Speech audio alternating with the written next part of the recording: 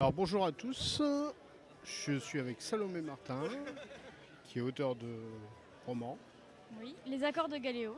Voilà, donc elle va nous présenter ça. Alors donc mon roman, c'est mon premier roman, Les accords de Galéo.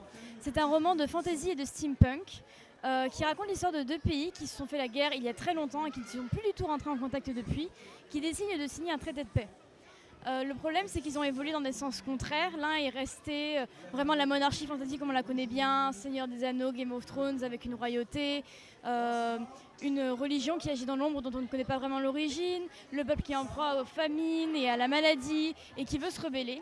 Et de l'autre côté, on a l'île d'Artisis qui est un pays très très évolué, plutôt style steampunk, où les gens ont appris à vivre dans les arbres et ça a déclenché une grande avancée technologique et sociale.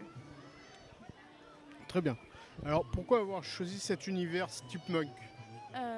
Alors, j'ai choisi l'univers steampunk parce que c'était pour moi un bon moyen de faire ressortir les différences entre les deux pays. À la fois me baser sur quelque chose qui est très commun, donc le médiéval dans la fantasy, c'est quelque chose de très commun. Je veux dire, on est à 1000 exemples à citer. Mais le steampunk, c'est quelque chose, c'est un genre naissant, surtout en littérature. Et au départ, c'était pas forcément mon idée de base, mais je trouvais que pour le peuple d'Artisis, qui se veut plus évolué, pas forcément supérieur, mais plus évolué que d'autres, je pense que le steampunk s'approchait le plus de cette idée-là. Qu'est-ce qui t'a donné envie d'écrire? En fait, c'est une histoire un peu bête. Quand j'étais petite, comme à tous les enfants, on m'a raconté des histoires pour aller m'endormir. Et puis quand j'ai été suffisamment grande pour qu'on arrête, je sais pas, avant de m'endormir, je m'imaginais des petits scénarios, des petites histoires, des héroïnes fantastiques qui allaient vaincre des méchants. Et puis au fur et à mesure que j'ai grandi, que j'ai lu, que j'ai regardé des films, que j'ai regardé des séries, des mangas, des BD, cet imaginaire a grandi avec moi. Et au final, quand j'ai eu mon premier ordinateur à 11 ans, mon premier réflexe, ça a été d'ouvrir un document et puis de commencer à écrire. Et au fur et à mesure des années, mes idées ont mûri et c'est de là que vient ma passion pour l'écriture. Alors pourquoi être parti sur ce style-là de fantasy plutôt que policier ou roman l'eau de rose comme... Oui, je suis partie sur de la fantasy parce que c'était vraiment un univers qui me plaisait. Quand j'écris les accords de Galéo, j'étais encore à fond sur Harry Potter. Il y avait Game of Thrones, Le Seigneur des Anneaux, c'est vraiment quelque chose dans lequel j'ai baigné. Et pour moi, la fantasy, c'est le meilleur genre pour exprimer toutes les idées que j'ai parce que c'est un genre vraiment...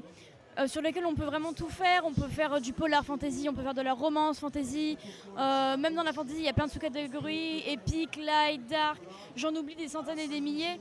Un peu à l'image de la science-fiction, c'est vraiment un style très adaptable qui me permet aussi de me libérer de certaines règles qu'on trouve dans plus de romans qui sont plus spécifiques, par exemple le polar ou ce genre de choses-là, les thrillers.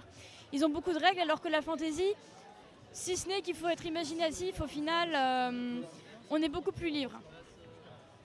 Très bien. Et donc pour finir, un petit mot pour donner envie aux gens d'acheter ton livre? Alors, c'est vrai que j'ai achevé mon résumé uniquement à la moitié, mais pour vous donner envie de lire mon livre. Alors, les trois choses intéressantes dans mon livre sont tout d'abord l'héroïne, parce que bien évidemment, un héros un peu ennuyant, ce serait pas très intéressant. Elle a un fort caractère et elle a des messages à faire passer, importants aussi bien sur l'acceptance des différences de l'autre, mais aussi sur une capacité à se développer et à prendre confiance en soi et à faire face aux épreuves. La deuxième chose, c'est les anges, la partie la plus mystérieuse de mon roman. Ils ont disparu, ils étaient censés aider et guider les hommes, mais ils ont disparu à la fin de la guerre. Pourquoi ont-ils disparu? Reviendront-ils un jour? Ont-ils vraiment existé? Et enfin, le conflit, l'ancien conflit qui oppose Galéo et Artisis.